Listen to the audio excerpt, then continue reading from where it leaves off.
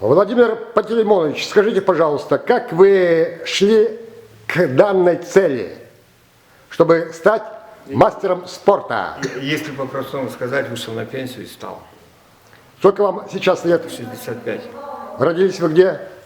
В лесозаводе. Город Сыктывкар. Так, такое понятие, восприятие, как зумдош, турнир в честь Зосима Васильевича Панева по зумдош. Я участвовал в этих турнирах, был победителем. Так, В течение нескольких лет. в то же время я с вами плотно зумдош занимался с 2013 года. Мы подготавливались к столетию Зосима Васильевича Панева, чтобы провести турнир. Это в 2013 году мы проводили в Картиросе. Так это каким-то образом сподвигло вас к достижению цели? Конечно. Тот, кто будет заниматься с детства зумдош, может заниматься дзюдо и самбо в более взрослом возрасте. Это для деревенских ребят. Обращение звучит. Так, вы тоже являетесь мастером спорта с какого года? С какого, да я уж не помню, 16 лет я выполнил. 16 лет? Да, 2004, да? наверное. То есть вы выполнили в 16, а вы выполнили в 65. Да. То есть невозможное возможно, стоит сильно захотеть. Пусть будет так. Так, вас можно назвать зумдошем какой территории?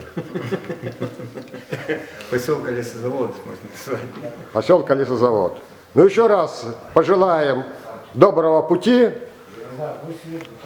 новых достижений, любить и быть любимым, и продолжать воспитывать подрастающее поколение в духе. Показывать пример подрастающему поколению, конечно. Ты скажи насчет того, что когда у нас будут заслуженные мастера спорта.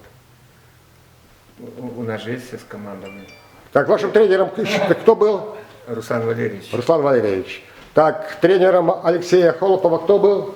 Руслан Валерьевич. Руслан Валерьевич. Руслан Валерьевич, вас в этот день тоже поздравляем. Спасибо.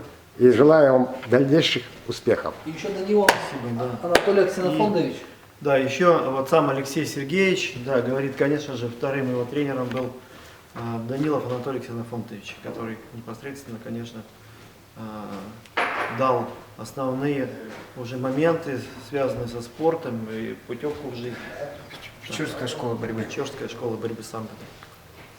То есть здесь Печора также Печора. имела значение Непосредственно.